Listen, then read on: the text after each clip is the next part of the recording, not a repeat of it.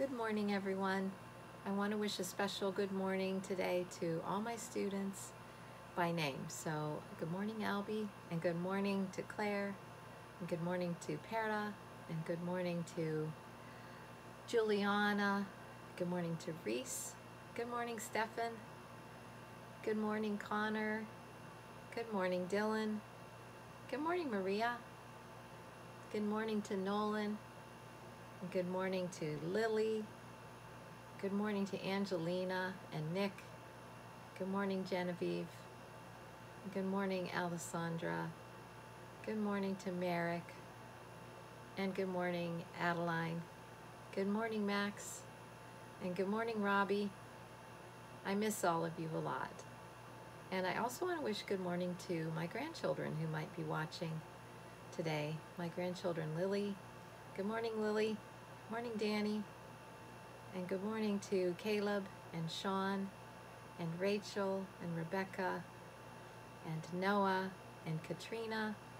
And good morning to Lucy and Jimmy and Rosie. Yes, that's a lot. So I'm so happy to be with all of you today. And we're going to read another story of one of the saints of the Eucharist. Her name is Saint Gemma. Her last name is Galgani. And I'm going to try to attach a picture of her on your backpack today so you can see a picture of her in real life. She lived till the year 1903, so we have photographs of Saint Gemma. Here's her story. She's called the Gem of the Eucharist. Oh, what a beautiful baby, all said as they looked at the first girl in the Galgani family. She really is a gem, said the little girl's aunt. You must think of a very beautiful name for her. Why, let's call her Gemma. She's one of God's little gems, said her uncle. So the little baby girl was baptized Gemma. Gemma's mother was a good, holy woman. Many people called her a saint. How she loved to show her little girl the crucifix, saying, "See, Gemma, this is your Jesus. See how he suffered and died on the cross for us." Then Gemma would listen, always waiting for her mother to tell her more. When Gemma made her first confession, she was not quite 7 years old. God must have been very pleased with this precious gem on that happy day. The little girl was very sorry, even for her smallest faults. Shortly after Gemma made her first confession, her mother became very ill. Gemma would kneel by her mother's bed, and together they would pray to God and to the Blessed Mother. "Oh, dear Gemma," her mother would say, "remember always that you are God's special gem. Remember to always be good and kind to everyone, even after I'm gone. If only you too could come with me." "But Mother, where are you going? Please do not leave me," Gemma would cry. "Jesus is coming soon to take me to heaven, where I will see him and his angels and all his saints." "I will be so happy there, Gemma," her mother would answer. From this day on, Gemma too began to have a great longing for heaven. She wished to go there to live with the good God. When Gemma heard that her mother had died, she could not stop saying, "Oh, dear mother, you didn't take me with you. You went up to heaven to be happy with Jesus, but you didn't take me. Please come and get me too." When Gemma was 9, she was sent to a school where the sisters taught. Now she was happy again. "I am going to the sisters' school," she would say. "It feels just like living up in heaven there." Gemma never forgot, though, what her mother had often told her, that she must be God's special gem. She must shine brightly on this earth and in heaven for him someday. At school, she tried to always be cheerful and kind. She tried to love and please others. When playing games with the other children, Gemma tried to let them choose the best parts. One day, the children were playing and having fun with a game on the playground. The game was called Saints. Each child had to pick a straw, and then they would see who had picked the longest straw. When Gemma picked her straw, all the children screamed, "Oh, look, Gemma picked the longest straw." She is going to grow up to be a saint. This was just a game, but in time, Gemma really did grow up to be a saint. It was on this same day that the children heard great news. One of the sisters told them they were going to soon receive their first Holy Communion. Gemma knew, though, that the good news wasn't meant for her. She wasn't really old enough. But that day when she came home, she ran to her father and begged, "Father, please, please let me receive Jesus. You will see how good I will be. I'll try to be a much better child. I won't sin again. I want Jesus so much. I can't live without him."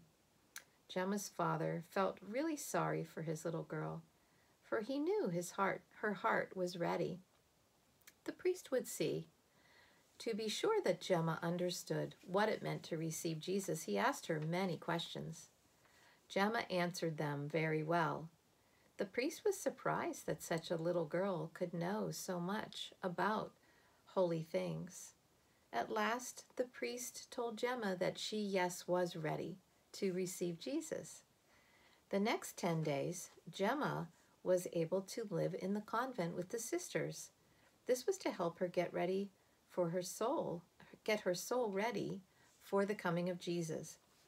Here she would make a retreat. That meant she was only going to talk to Jesus and think of him coming into her heart. She would often pray and make many visits to the chapel. Even at night, she'd often wake up and say to herself, "It won't be long now. Soon Jesus will come to me. Oh, I can't wait." On the morning of Gemma's great day, the little girl almost ran to the chapel. All during Mass, she followed the priest very closely with her prayer book. When the communion bell rang, her heart beat with joy.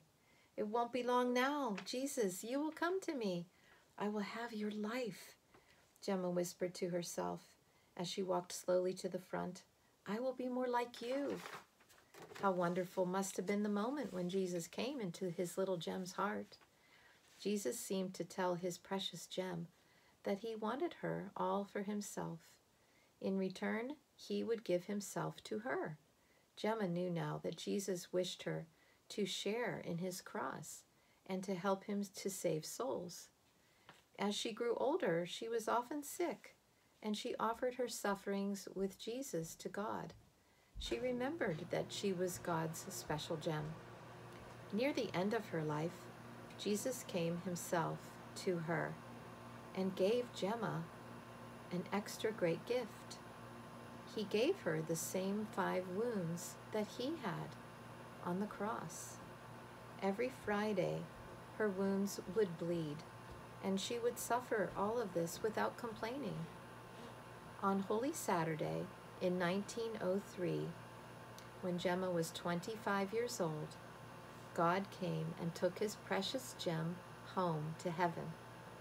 Now Gemma would be happy with God and her dear mother forever in heaven. So I hope that we can also be so eager to receive Jesus in Holy Communion just as much as Gemma was, and to be so loving and prepare our hearts and souls well for him to come to us. And boys and girls, we all know that in this world we do experience suffering at times. And at those times we can try to remember Gemma and how she offered her sufferings to God with Jesus.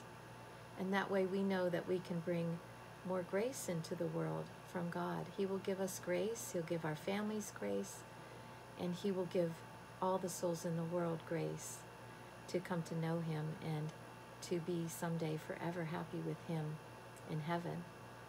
So I hope you enjoyed our story today, and I enjoyed being with you, and I can't wait to see you again tomorrow. Bye, everybody.